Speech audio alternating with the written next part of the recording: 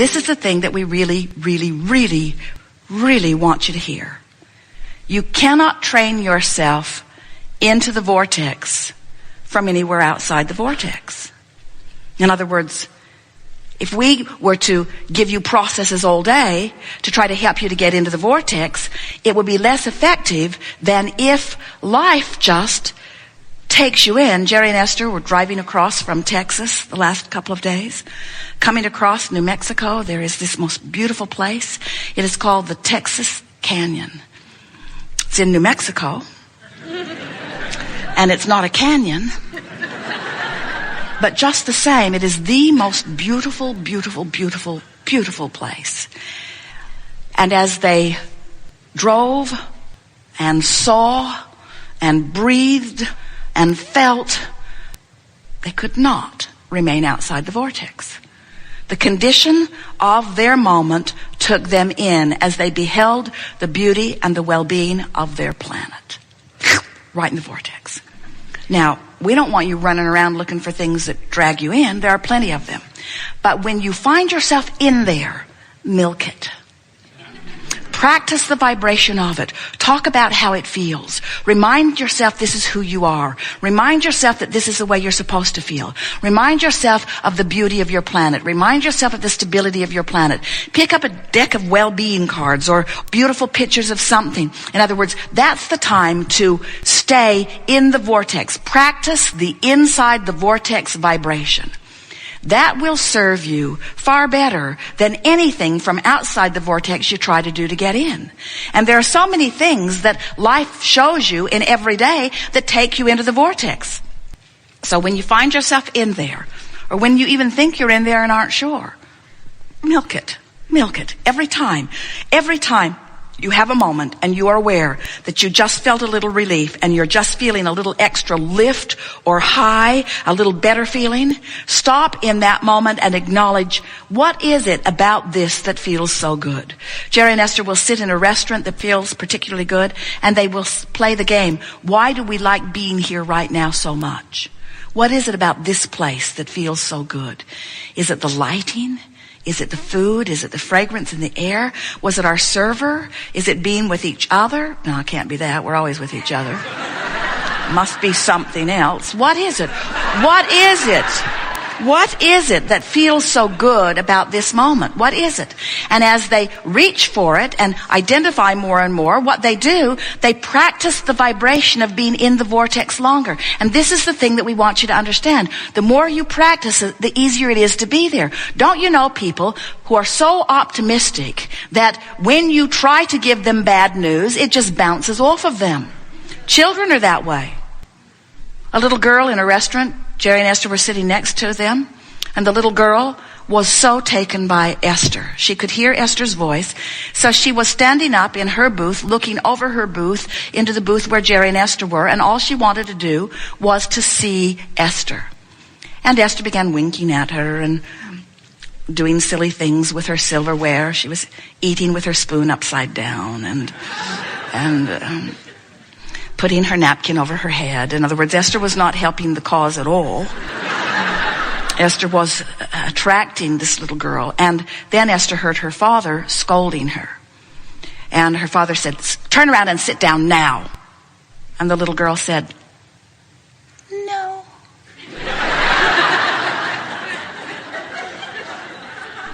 And her father said, "Turn around and sit down now." And the little girl said, "No." And Esther is thinking, please turn around and sit down. Please turn around and sit down.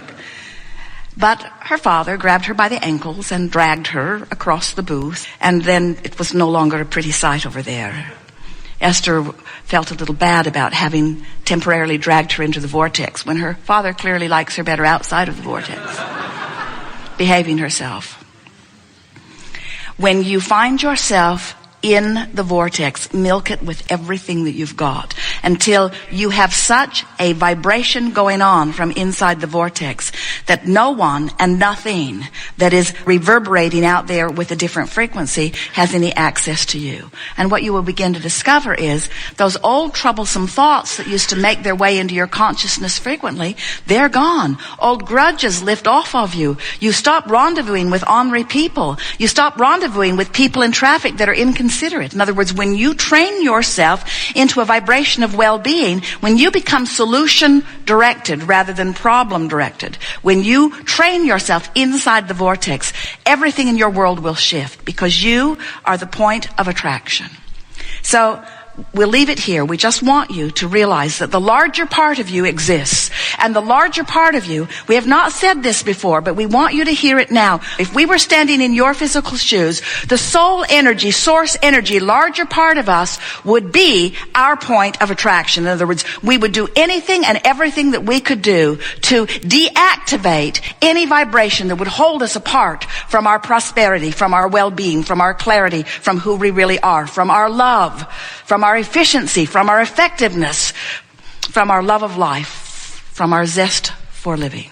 As you begin thinking vibrationally and feeling vibrationally, which means feeling emotionally, and tuning yourselves by virtue of your emotions more into compliance or alliance or alignment or resonance with who you really are, you're going to just have the most wonderful physical experience, because to be in a physical body and in sync with that source energy makes every conscious moment indescribably delicious. Mm-hmm.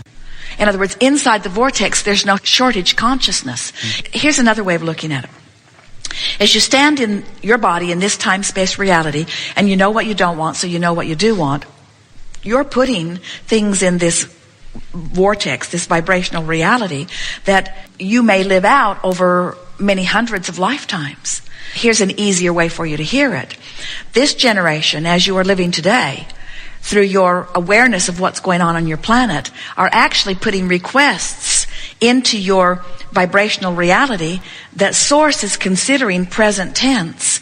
And now the present tense energies that are being born into your environment are coming with that knowing, with that expectation, with that belief. Talk about a generation gap. So it is accurate to say that what you are living now is setting the stage for future manifestations. But here's where the line is blurring, and we love that it's blurring for you in such a fantastic way. We call this vibrational reality present tense. Humans usually don't want to do that. They don't want to call anything present tense that hasn't manifested in a way that everybody can see it. That's what slows your science down so much. Not only does everybody have to see it, but everybody has to see it exactly the same way before they will call it factual, evidential reality, you see. And that slows you way, way down, because now you have to wait for all those people that aren't even interested in that to give their attention to it, you see. But if you will accept that when you put it into this vortex of creation and Source, the energy that creates worlds, including your inner being and all that you are, is already seated as present tense. If you can train yourself into the seeing it as present tense by being willing to feel it and not need to see it and hear it and smell it and taste it and touch it. Feeling it's enough. Like the woman who has arthritis in her hips, she says, Abraham, how can I have positive thoughts when I'm in so much pain?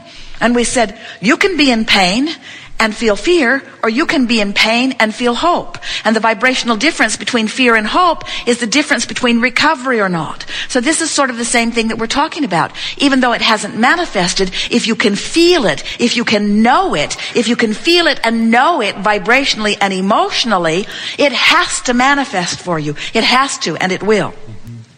We just want it not to matter whether it manifests or not, because feeling it is what you're reaching for anyway. And that's when you begin to blur the lines. In other words, in your hope or belief in a peaceful world, you no longer have to deal with war, because you have found what war caused you to ask for. And as you focus there and find it and find the relief of it and practice the relief of it, law of attraction can only deliver you to the peaceful world that you have conjured, you see.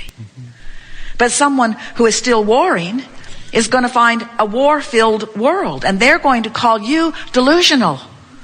And you're going to have to be able to let them call you delusional without it jerking you out of the vortex. You're going to have to just know they just don't understand. They don't know. They don't see the big picture. They're still dealing in realities and in evidence and in facts. And I'm dealing in vibrational frequencies and who I really am. I've blurred the line. That vortex keeps moving on you. It keeps moving to a pure and pure and pure place.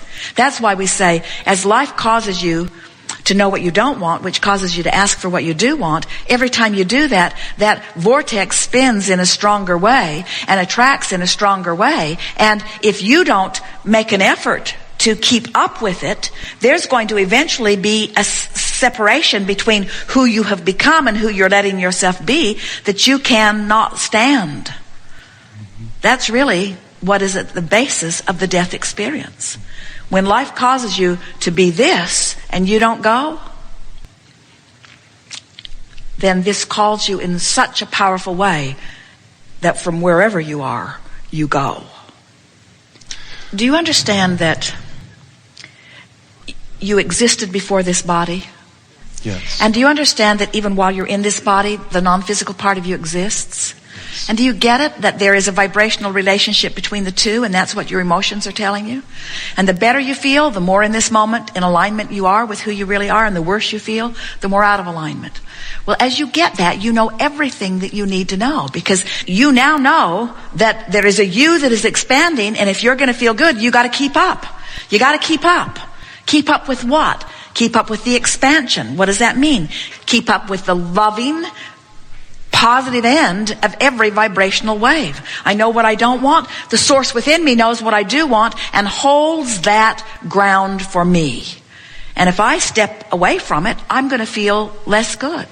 So what happens is, the longer you live and the more you put things into this vortex, the more you cannot bear it when you step away from who you have become. That's really what it means.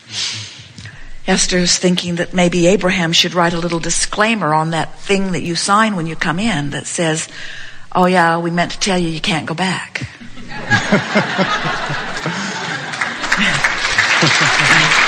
Because you know too much. You know too much. Once you know who you really are and you don't keep up to speed with who you really are, it's more painful than it was before you knew who you really are. Here's a distinction that will really help you.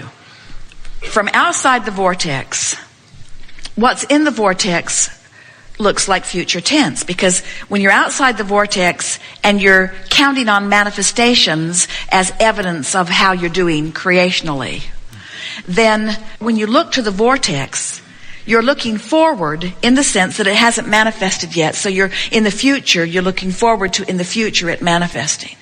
But if you are inside the vortex, looking at the same situation, where you, in present tense, in real terms, right now where all of your power is, you're feeling the emotional alignment that indicates that you're a vibrational match to these things that you're asking for. Now it's not future tense, it's present tense. I am allowing myself right now in this good feeling to be all that I have become. And it's only the looking back for the manifestational evidence for the purpose of proving it to the others that trips you up, you see. And that's sort of where you started earlier with us today, that others see you as sort of way out there. And we say people not in the vortex always see people who are in the vortex as wackos. Because they want you to be real. They want you to face reality. And they don't take it well when you say, I don't want to face reality. I want to face vibrational reality. Oh man, you've really gone off the deep end. I'm facing vibrational reality. Well, you need to face reality. You need to get your head out of the clouds and come back and face reality. And you want to say, reality is old news. Even what's manifested right now, it's old news. It's old news. It's past tense. The money in my bank account right now is past tense. My physical bodily conditions right now are past tense. They're past tense because there is a vibrational reality that's new and vivid and current, and it's who I really am, and it's based on that all of my emotions are, you see. Are you getting this? Isn't it wonderful to know that when you look into your bank account and you feel discouraged, that you're not discouraged because you don't have enough money in your bank account. You're feeling discouraged because you're looking at your subject of prosperity in a bogus way.